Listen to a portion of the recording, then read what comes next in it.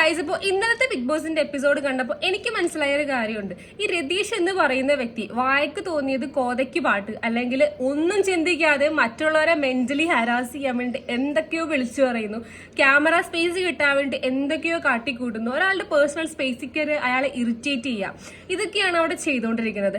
Okay, അപ്പൊ ഇന്നലെ ഉണ്ടായ ഒരു കാര്യം എന്ന് പറയുന്നത് ഒരാളുടെ സെക്ഷുവാലിറ്റിയാണ് അയാളോട് ചോദ്യം ചെയ്തിരിക്കുന്നത്.